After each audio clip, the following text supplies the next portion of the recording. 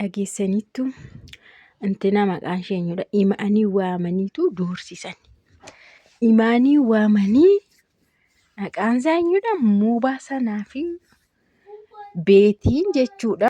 Beetii fi Muubaan jechuudha. Imaanii waamaniitu dursa jechuudha. Saayidoo akka isheen kadhattuufidha. Kan isaan waamanii laayikii gochuu qabdu. Maaliif seetan beektu? Sagaleen kooyyuu na duudaara. Otomaan isinitti oduu odeessu jechuudha. Laayikii yoo gootanii sagaleen kiyyan banamaa jechuudha. Dafaa isin ilaalaa hin jira. Innaa jarri keessan jechuudha. Amma kaleessa Sumayyaa eeggaddamoo yoom Sumayyaatu kadhataa oole imaanii itti qabrarreettee deemte. Kaleessa immoo jaarsummaa guddaan tokko akka taa'ame dhageessaniittu jaarsummaa sanarratti hundumaa kana dhiisuu yoo Sumayyaan ijoollee koo fiddee na agarsiistedha jedheetu jaarsummaa sana xumure jechuudha. Har'a immoo isaan jala darbanii har'as dhufanii imaanii waamanii jechuudha. Imaaniin kadhatan. Imaanii kadhatan jechuudha. Waan ati nuu beekuu qabdu jedhaniin. Gaafa ani itti beetiin gaafa ani Sa'idiif garaa laafee na azzansiisee jennaan oddoo Sumayyaan jirtu. Geesse sana akka kun uumamu ani hin barree garuu na azzansiisee garaa na nyaatee jennaani Sumayyaan as jirti jedheen qat godhee geesse. Amma immoo erga wanti kun ta'e immoo Sayidis maaliif garaa nuun laafu? Maaliif Amiiriin hin baasisuu? Mucaa dhukkubsataa sammuunsaa dhukkubsataadha. Qaamni isaa madaa'eera. Nu amansiisisi si jaallatasi si dhaga'asi kanaaf si waamne jennaani. Sayid kaleessa nama guddaa iyyuu jaarsummaa teessistanii kan isin dide anaan na waamtanii karaa gubbaatti na dhaabdanii natti dubbattanii ishiis jedhaayyuu. Akkamti yaaddu isinii jennaan si jaarsummaa sanarra situ isaa fi dhageettii qaba. Kanaaf si barbaanne nuni bakka nu gargaaree jedhanii. Nu gargaari bakka nu gargaari dubartii dhamte ati bakka rakkina qabadha maqaan isaa eenyudha Amiir sun bakka rakkoo qaba Amiirii jennaan maal jetteen imaan keessanii ani jaarsa kiyyarraa yaada faallaan qabu jette. Argitan jaarsa kiyyarraa yaada faallaan qabu waan inni barbaadu anis nan barbaada. Kanaafiyyuu inni kan inni barbaadu ijoollee isaa waan ta'eef ani ijoollee kee dhiisitii jiraadhuun jedhuuni. Kanaafuu isin Sumayyaa beektu Sumayyaatti illee dhiyaattu waan hundumaallee beektu. Kanaafuu ijoollee sana fidaa. Ijoollee sana fidaati. Yeroo ijoollee sana fiddanii Sayidoon Amiiriinis hin hiiksisaa. Nama himata irratti banuu ka'ellee jira. Himata hundumaan dhiisaa. Waan hundumaan dhiisaa. Garuu maaltu ta'uu qaba? Ijoollee sana fiduudha. Kanaaf innis kan gaafate ijoollee koo isa booda hundan dhiisadhe. Anillee san deeggara ijoollee isaa fida. Ijoolleen waggaa 2 guutuu barbaadaa ture. Ijoolleen yaade ijoollee isaa fidaati. Dubbiin haa dhaabbatu isin hunda beektu. Jennaan maa jedhu waa'ee ijoolleen beeknuudhaan. Waa'ee ijoolleen beeknu. Guyyaa tokkollee ijoollee Sumayyaa biratti argine hin beeknu. Nu Sumayyaa bichaa sababa Amiiritti argine.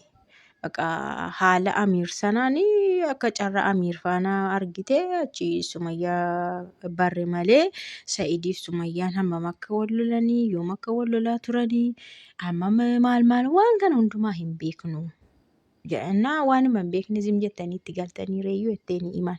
Waanuma hin beekne keessan beekne eezza jettanii itti galtaniiyyuu jetteen. Beetii atis taanaanii gaafa Sa'idoon akka kana siin jedhu. Dhaqxee Sumayyaa dura maan gaafanne kachi gootee fuutee dhaqxee kunoo balaa kana kan fideeyyuu si mataa keetiidha jetteen beetiidha. Si mataa keetu balaa kana hundaa fidee otoo Sayidoon waan tokko ta'eera ta'e situ fidee jennaan. Lakki akkas jechuun miti ani na azzansiise bakka gara laafummaa kootiifin achi geesse. Amma immoo akka isaan wal lolanis akka wal waraanan akka waraanamu maal godhamullee ani hin beeku. Kanaafiyyuu adaraa kee jedhanii adaraa kee nu gargaari itti nu himi nu amansiisi si faana jiraata waan ta'eef bakka baay'ee dhiphanneerra mucaan miidhame nu hunduu salphannee jirra qaanofnee maatiin isaa warri isaa minaamin jedhanii jennaan ani isiniin dhaga'u jetteen. Ani uumaa isin dhagaa hin jiru. Waan inni barbaadu mucaa fida, mucaa ijoollee fida, ijoollee fida. Yeroo sanaa dubbiin hundumtuu hin dhaabata. Naati yeroo Sa'idiin fuutee karaarraa fuutee achi geessituu akka kun ta'u hin beektu turteeyyuu. Dubarraa waan dhufu yaadne turreeyyuu ani yaadne ittiin anumaa yaadne bakka qaasuma fuuldura koo jiruun Sa'idiin fuudhee dhaqee. Ashitoo Sa'idii waraanameera ta'eyyuu akkam taanaan isas hin beeku kun waan hin beeku hin qabu ani jetteen. Kanaafiyyuu isaanitti aaranii lama ta'anii akka ta'e tatta'anii baay'ee tokko aaranii ati immoo baaseedhaayyuu jedhanii ati immoo ishee caaltuudhaayyuutii jedhanii ishee caaltu ateennan ani waan Sa'id murteesse waan inni barbaadu tokko ijoolleedha waan akka ijoollee fakkaatu tokko ijoollee isaa barbaade waan ta'eef akkamittiin dhiisi jedhaani ijoollee ofii akkamitti dhiisi jedhama. Kanaafiyyuu kun waan salphaadha jetteen.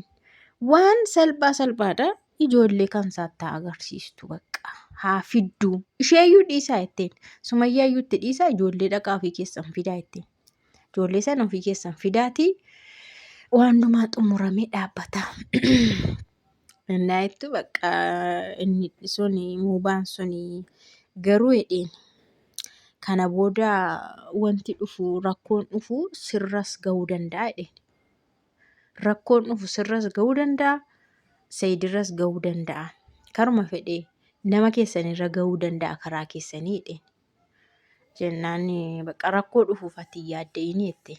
Rakkoon kamuu haa dhufu nuun karaa ofirraa deebisnu ofirraa deebisna hin yaadda'inaa isin garuu waan jalqabdan karuma jalqabdan xumuradhaayyuu jetteen. Isinii galee akkanatti hinqicci itti himtee jechuudha imaan keessan deebine keessan garagallee kadhannaan itti fufee jiran siniin jedha. Imaanillee deebima bareedaa deebisteef dhugaa dubbachuudhaaf isaanii dhaqanii Sumayyaa sossobani Sumayyaa sirka jira dubbiin jedhaniini sirka jira sababa keetti waraaname sababa keetti mucaan miidhame kootu ijoolleen kansaati ijoollee kansaa gadi fidiiti haqee baasisiin jedhani kana jala deemanii Sa'id akka humaan arganne Sa'id ijoollees akkan arganne natsaahumaan toluma dhimma isaanii akka bahachuu barbaadanii barisan. Innaa jedhan akkanti Sumayyaa ijoollee fichisiisanii mucaa isaanii hidhaadhaan baafatanii isaan maaliifidha kan isaanii Sa'id bichaa irratti xiyyeeffatanii baay'ee nama garramu biraanuu na aarsanii dubbiin itoo isaan bira jiru furmaanni itoo harka isaanii jiru gana jaarsummaa bakka Sa'id dantaa isaatii waan barbaadu argachuu hin qabu ijoollee isaa argachuu hin qabu garuu mucaa isaanii hidhaarraa baafatanii fudhatanii galu. Keer inshaallah kan asfaraarra'anii maal gochuuf Sa'idii maal gochuu yaadan laata? Isaan akkoo yaadu sijja martasaa akka ofii dide ayyaana sa'irtu guddaadhaan malee maal gochii yaadanii dadhabuu bara nagarre amma muubaan sunis aareera waa'ee yaadaara garaasaatti argitanii waanuma yaade isheetti hime waanuma yaade imaanitti hime jechuudha rakkoon sinirra gahaa jedhe